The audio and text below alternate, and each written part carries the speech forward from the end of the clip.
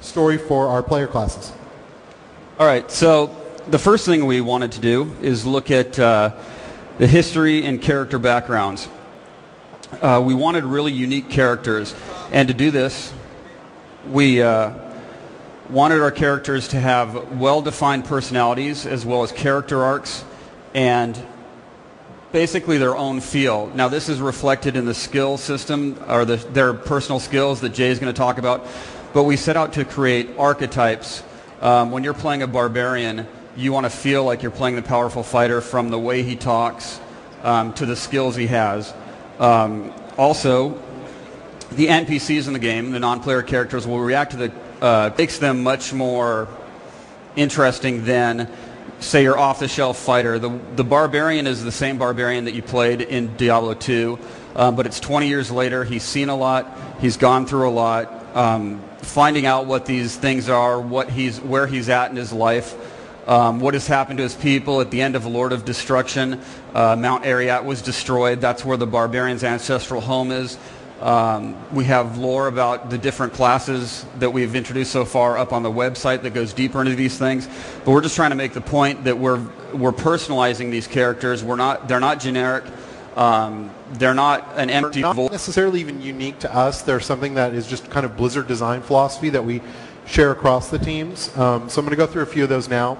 The first one's concentrated coolness.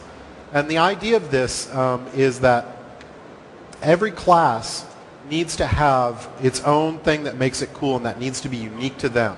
And so it makes an archetype, so it makes a character really sing and makes them really awesome. The Barbarian's a great example. He's this pure physical melee fighter. And you could have other fighters as other classes, but you wouldn't want any of them that have his tone. You wouldn't want to talk about skills for a character class. Are we saying, well, we can have a skill where you do like 1% extra critical damage? It's like, oh, well, that's not very exciting. I mean, it's got its point within an overall kind of character build system, but if that's what you're defining your character by, well, that's not a really awesome character. But if we say, oh, well, he hits the ground so hard that everything in front of him gets completely crushed by the seismic force, that's pretty awesome. So those are the kinds of things that we look for the characters. And, you know, it's funny because when you talk about them in a panel, they almost seem obvious, but it's really easy when you get in a team to get caught into... wanted to do was actually start back at the beginning and really take a good hard look at what this franchise was all about and what made it such a classic gameplay experience. So we started with the original Diablo, and you can see the 3 original classes up there. And we took a look at some of our early concept designs for that and kind of defined what made those awesome at the time and why they became kind of a timeless set of characters.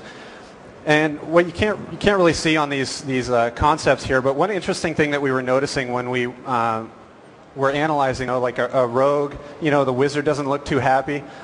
These guys live in a sort of a morally gray area, and that's really something that inspiration-wise we kind of latched onto as a character team. So moving forward into Diablo 2, again, we kind of took those more mature themes in the character realm. Here are the hero classes you can see.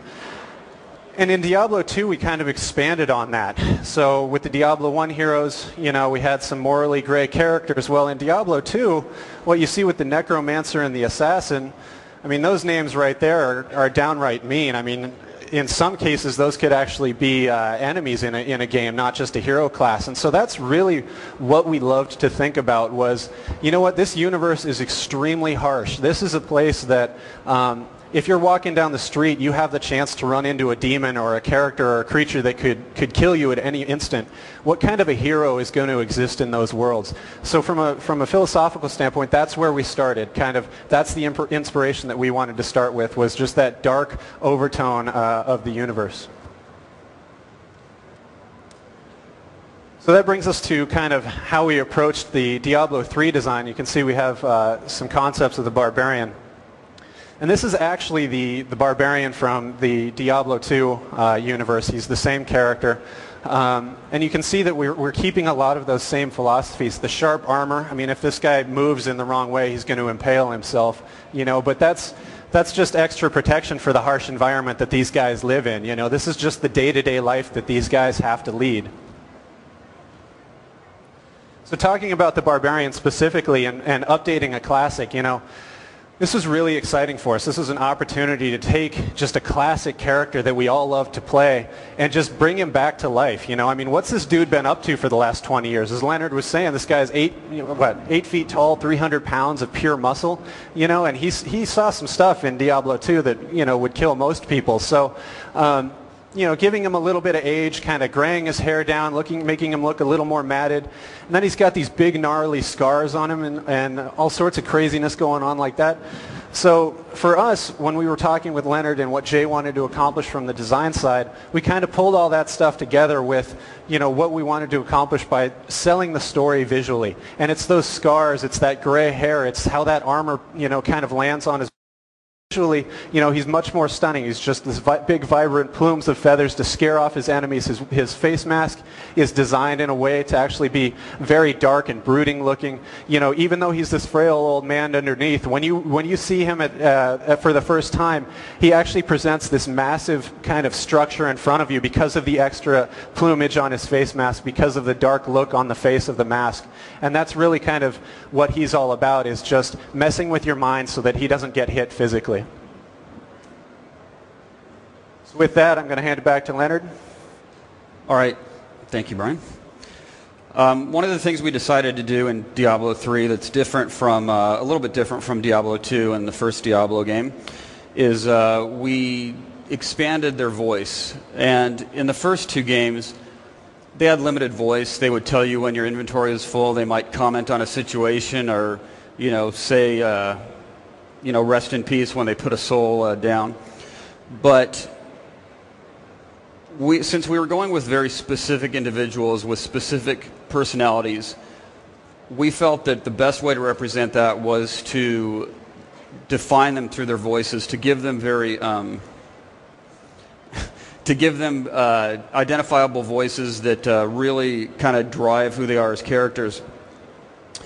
And that helps reinforce their personalities and can change over their character arc as well, is another aid to helping us tell the story. Now, and another thing you saw in the demo yesterday was that we have a new conversation system. In the previous games, it was all monologues. And our little equation here is conversations are better than monologues, and monologues are longer. Even if it's the same number of words, a monologue can feel twice as long.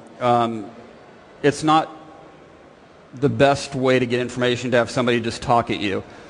It's a much quicker, easier, more entertaining device to have a conversation where your character comes to the table knowing certain things maybe the player doesn't know, but things that can be revealed through a conversation. It's much more interesting. It gives you a sense of discovering things as a player. We can also give your player a history your character a history that the player doesn't necessarily have to know about, that can be discovered throughout the game. This way we can create backgrounds for your characters. Characters from your people from your character's past can come back to haunt him. We can bring in class quests that could be very interesting. Each class will have different views of the story, which will be played out through these conversations, and